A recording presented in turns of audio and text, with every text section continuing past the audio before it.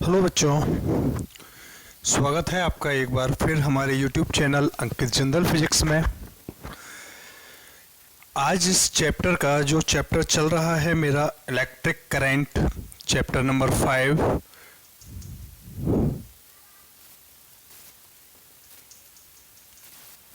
इस electric current का आज नया पोर्शन स्टार्ट कर रहा हूं मैं, वो है सेल।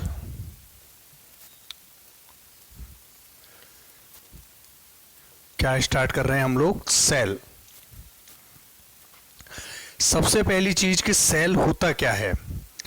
तो सेल एक ऐसी युक्ति है, सेल एक ऐसी युक्ति है जो विद्युत ऊर्जा को रासायनिक ऊर्जा में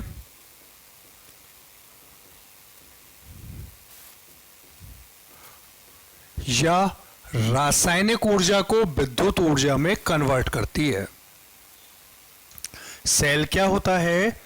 एक ऐसी युक्ति जिसके माध्यम से विद्युत ऊर्जा रासायनिक ऊर्जा में अथवा रासायनिक ऊर्जा विद्युत ऊर्जा में कन्वर्ट होती है, रूपांतरित होती है। उस युक्ति को क्या कह देते हैं? सेल कह देते हैं। क्लियर है यहां तक? अब सेल से संबंधित कुछ परिभाषाएं होती हैं, इंपॉर्टेंट डेफिनेशंस। सबसे पहले हम लोग उनको डिस्कस करेंगे, उसके बाद हम लोग सेल पे चलेंगे। और वैसे इसकी अगर मान लो वर्किंग देखें पहले, तो सेल की वर्किंग कैसे होती है। तो एक पात्र होता है, जिस पात्र में कोई विद्युत अपघट्य भरा होता है। इस पात्र में मैंने क्या भर दिया? कोई विद्युत अपघट्य भर दिया। ठीक है। विद्युत अपघट्य किसका बना होता है? आयनों का। किसका बना होता है? आयंस का। और इसमें दो इलेक्ट्रोड लगा देते हैं। पहला इलेक्ट्रोड और ये दूसरा इलेक्ट्रोड। इलेक्ट्रोड क्या होती है? धातु की दो पत्तियां सी होती हैं, जिनको आगे जोड़ दिया मैंने एक कैपिटल आर प्रतिरोध से। ठीक है। जब सेल में यानी इस विद्युत अपघट्य में विद्युत धारा प्रवाहित की जाती है, तो ये जो विद्युत अपघट्य है ये अपने आयनों में टूट जाता है। आयंस दो टाइप के होते हैं, एक तो होता है पॉजिटिव और एक होता है नेगेटिव। होता है कि नहीं होता?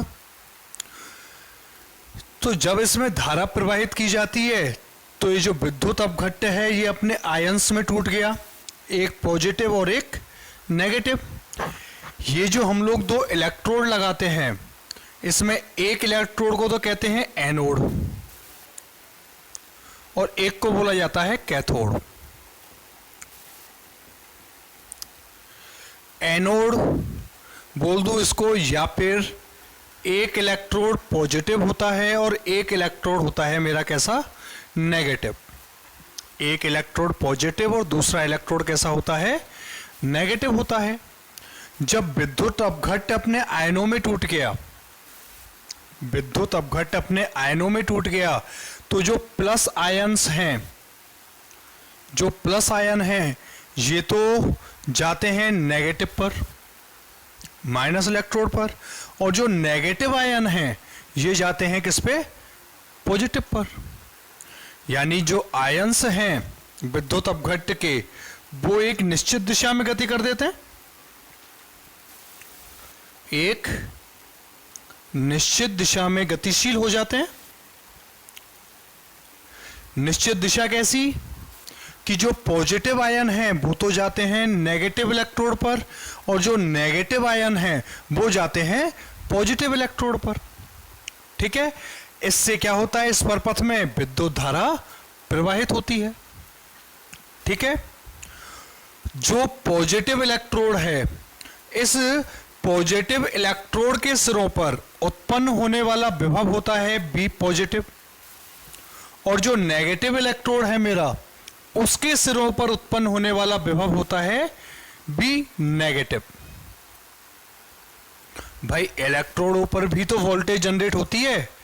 जो पॉजिटिव इलेक्ट्रोड है उसके सिरों पर जो वोल्टेज जनरेट होती है वो तो होती है कौन सी, बी प्लस, और जो नेगेटिव इलेक्ट्रोड है उसके सिरों पर वोल्टेज जनरेट होती है मेरी कौन सी, बी माइनस। क्लियर है। और जब इसमें धारा प्रवाहित नहीं होती, यह कंडीशन तो कब है, जब इसमें होके धारा प्रवाहित हो रही है। तो सबसे पहला काम तो क्या हुआ, धारा का प्रवाह हुआ, और धारा प्रवाह होने के बाद क्या हुआ, जो विद्युत अपघट्ट है, विद्युत अपघट्ट किस में टूट गया, आयनों में विभाजित हुआ। आयन्स में विभाजित हुआ तो ये जो आयन है, ये आयन एक निश्चित दिशा में गतिशील हुए। निश्चित दिशा कैसी, कि जो पॉजिटिव आयन है वो तो गया नेगेटिव इलेक्ट्रोड पर, और जो नेगेटिव आयन है वो गया पॉजिटिव इलेक्ट्रोड पर। आयन निश्चित दिशा में गति करते हैं, जिससे क्या होता है, जिससे इलेक्ट्रोडों पर विभव उत्पन्न होता है। इलेक्ट्रोडों पर विभव कैसे उत्पन्न होता है, जो प्लस इलेक्ट्रोड है उस पर तो विभव आता है बी प्लस, और जो माइनस इलेक्ट्रोड है उस पर आता है क्या, बी माइनस। क्लियर है यहां तक। ये तो प्रोसेसिंग है कब, जब धारा प्रवाहित होती है। और अगर मान लो धारा का प्रवाह नहीं हो, धारा प्रवाहित नहीं हो तो क्या होगा भाई, यदि धारा प्रवाह नहीं है तो प्रत्येक इलेक्ट्रोड पर, यानी इलेक्ट्रॉनों पर विभव एक समान होगा। विभव कैसा होगा, एक समान। कब होगा विभव एक समान, जब विद्युत धारा प्रवाहित ना हो। और क्योंकि जब विद्युत धारा प्रवाहित ही नहीं हो रही तो विद्युत अपघट्ट अपने आयन्स में नहीं टूटेगा, और जब आयनों में ये नहीं टूटा तो आयनों में नहीं टूटने से इलेक्ट्रोडों के ऊपर वोल्टेज नहीं आएगी, और इलेक्ट्रोडों पर जब वोल्टेज ही नहीं आएगी तो दोनों पर विभव एक समान ही तो होगा, क्या नहीं होगा। तो समझ में बैठ गया विद्युत सेल प्रिंसिपल क्या है सेल का, जो विद्युत ऊर्जा को रासायनिक ऊर्जा में बदल दे, जो विद्युत ऊर्जा को किस में बदल दे, रासायनिक ऊर्जा में। क्लियर है यहां तक, कोई प्रॉब्लम नहीं। चले नेक्स्ट टॉपिक पे। ओके, ये जरूर कंडीशन ध्यान रखना कि किसी सेल में विभव एक समान कब होगा, जब सेल से होके धारा का प्रवाह ना हो। ठीक है, ओके। अब चलता हूं मैं सेल से संबंधित कुछ इंपॉर्टेंट परिभाषाएं। जो सेल है, सेल का मैंने आपको सिद्धांत बता दिया, इसकी वर्किंग भी बता दी। अब हम लोग जो पढ़ने जा रहे हैं वो है इस सेल से संबंधित परिभाषाएं, जो बहुत इंपॉर्टेंट है, और एक या दो परिभाषा 1 या 2 नंबर में राजस्थान बोर्ड में पूछी जाती है। बहुत इंपॉर्टेंट टॉपिक है ये। क्या है, सबसे पहली परिभाषा आती है सेल की टर्मिनल वोल्टता, और एक टर्म होती है सेल का विद्युत वाहक बल।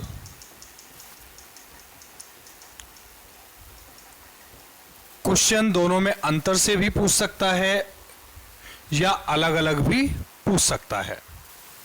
अब देखें हम लोग दोनों चीजों को। तो मेरा सेंटेंस क्या कह रहा है, टर्मिनल वोल्टता। टर्मिनल वोल्टता, मान लो कोई परपथ है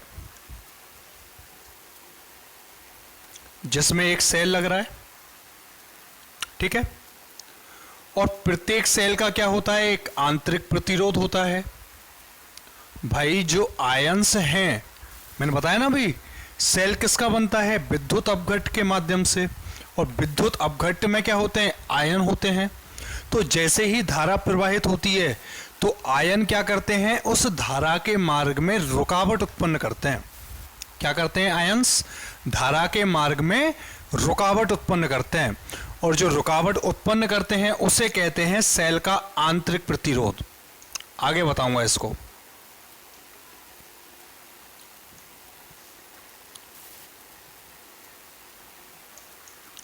मान लिया ये एक सेल है, माइनस और ये टर्मिनल प्लस।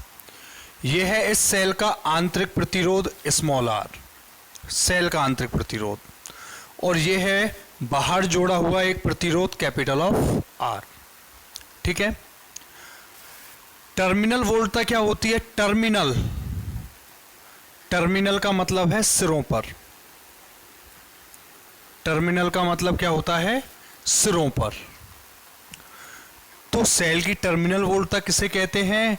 इसकी परिभाषा बनती है सिंपल भाषा में कि जब सेल बंद परपथ में हो, जब सेल किस में हो? बंद परपथ में। और बंद परपथ का मतलब क्या होता है कि सेल से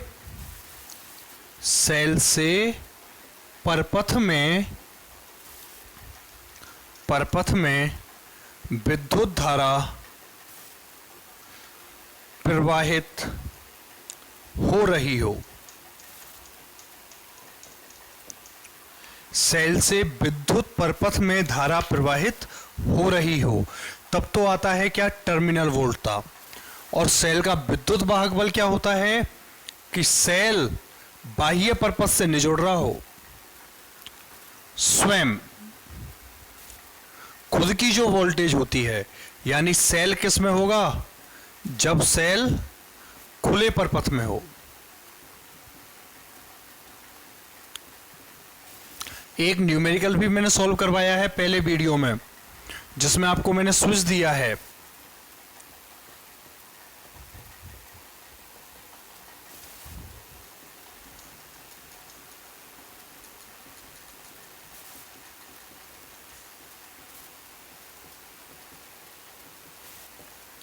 एक न्यूमेरिकल भी मैंने आप लोगों को पहले सॉल्व करवाया है, जब स्विच बंद हो और खुला हो। बंद का मतलब क्या होता है?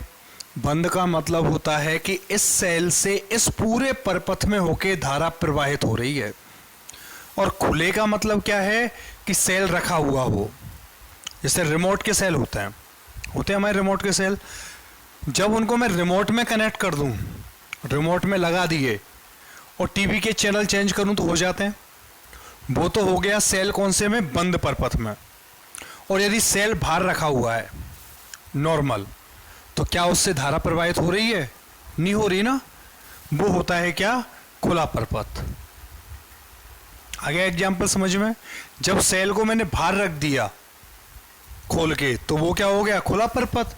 जब सेल मैंने उस रिमोट के अंदर लगा दिए तो वो क्या हो गया? बंद परपथ। तो बंद परपथ में क्या होता है? अंदर धारा प्रवाहित होती है। और खुले परपथ का मतलब क्या होता है? कि अंदर धारा प्रवाहित नहीं होती। सिर्फ क्या होती है? खुद की वोल्टेज। सेल की खुद की जो वोल्टेज होती है वो तो होता है क्या? विद्युत वाहक बल। और जिस सेल से होके धारा प्रवाहित होती है तब उसके सिरों पर उत्पन्न होने वाली वोल्टता वो कहलाती है क्या? टर्मिनल वोल्टता। अंतर समझ में आ गया? क्या नहीं आया? सेल का विद्युत वाहक बल किसे कहते हैं? कि भाई जब सेल खुले परपथ में हो, यानी सेल से परपथ में धारा प्रवाह ना हो, तब सेल के सिरों पर विभव, क्या कहलाता है? विद्युत वाहक बल। यानी सेल की खुद की जो वोल्टेज होती है, जैसे हम लोग रेडियो में जो सेल काम में लेते हैं उसकी वोल्टेज होती है 1.5 वोल्ट। उसकी वोल्टेज क्या होती है? 1.5 वोल्ट। तो वो क्या है? उसका विद्युत वाहक बल है। और विद्युत वाहक बल को व्यक्त करते हैं कैपिटल ऑफ ई से। किससे व्यक्त करते हैं? कैपिटल ऑफ ई से। और जो टर्मिनल वोल्टता होती है इसको करते हैं वी से। किससे करते हैं टर्मिनल वोल्टता को? बी से। और विद्युत वाहक बल को करते हैं ई से। तो जो सेल की खुद की वोल्टेज है वो तो हो गया क्या? विद्युत वाहक बल। और जब सेल से होके धारा प्रवाहित हो रही है तब सिरों पर उत्पन्न वोल्टता, सिरों पर उत्पन्न वोल्टता क्या कहलाती है? सेल की टर्मिनल वोल्टता। क्लियर है? या दूसरी परिभाषा और बोल सकता हूं इसकी। सेकेंड परिभाषा क्या होती है कि एकांक धनावेश को, एकांक धनावेश को एक बिंदु से दूसरे बिंदु तक घुमाने में किया गया कार्य, एकांक धनावेश को एक बिंदु से दूसरे बिंदु तक घुमाने में किया गया कार्य सेल की टर्मिनल वोल्टता कहलाती है। और सेल का विद्युत वाहक बल किसे कहते हैं? एकांक धनावेश को एक पूर्ण चक्र घूमने में, सेल के अंदर एक पूर्ण चक्र घूमने में किया गया कार्य क्या कहलाता है? सेल का विद्युत वाहक बल। क्लियर है दोनों? क्या नहीं है? सेल की जो खुद की वोल्टेज होगी यानी बाहर करंट फ्लो ना हो वो तो होता है विद्युत वाहक बल। और जब सेल से होके धारा प्रवाहित हो रही है तब सिरों पर उत्पन्न वोल्टता वो कहलाती है उसकी क्या? टर्मिनल वोल्टता। ठीक है? टर्मिनल वोल्टता और विद्युत वाहक बल दोनों के मध्य एक संबंध होता है। वो संबंध क्या होता है? B बराबर E माइनस आई आर, जहां V क्या है? B है सेल की टर्मिनल वोल्टता, E क्या है? सेल का विद्युत वाहक बल, I क्या है? सेल से प्रवाहित धारा, स्मॉल r क्या है? सेल का आंतरिक प्रतिरोध। इसको सेल से मान लूं या परपथ से मान लूं?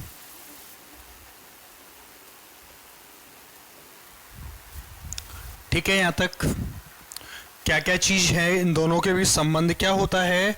संबंध होता है B बराबर E माइनस आई आर, जहां V क्या है? B है उस सेल की टर्मिनल वोल्टता, E क्या है? सेल का विद्युत वाहक बल, I क्या है? परपथ में प्रवाहित धारा, और स्मॉल r क्या है? स्मॉल r है सेल का आंतरिक प्रतिरोध। क्लियर है यहां तक? तो यहां तक सेल का बेसिक कॉन्सेप्ट समझ में आया।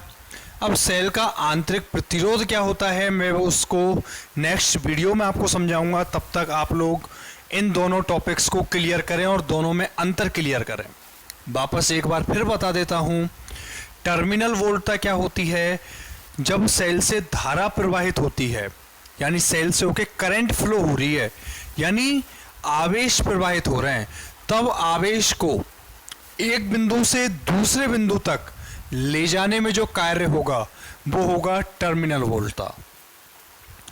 और जब सेल से धारा प्रवाहित नहीं हो रही है तब एकांक धनावेश को, एकांक धनावेश को एक पूर्ण चक्र घूमने में किया गया जो कार्य होता है वो होता है उसका विद्युत वाहक बल।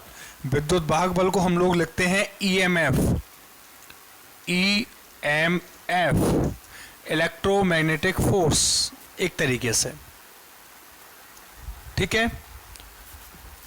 कोई दिक्कत? चल रहने दो इसको, कोई दिक्कत नहीं है अभी तक, खाली E से रिप्रेजेंट करते हैं। दोनों के बीच रिलेशन क्या हो गया? B बराबर E माइनस आई आर। यदि आप लोगों के इनके डिफरेंस समझ में आए हों तो कमेंट बॉक्स में अपना नाम लिख के बताएं मुझे, और कोई प्रॉब्लम हो तो मुझे व्हाट्सअप करके प्रॉब्लम का सॉल्यूशन लें। ठीक है बच्चों? चैप्टर लगभग एंडिंग पे है। अगले 2 या 3 वीडियो में ये चैप्टर क्लोज हो जाएगा इस वीक में। Okay, take care, good bye.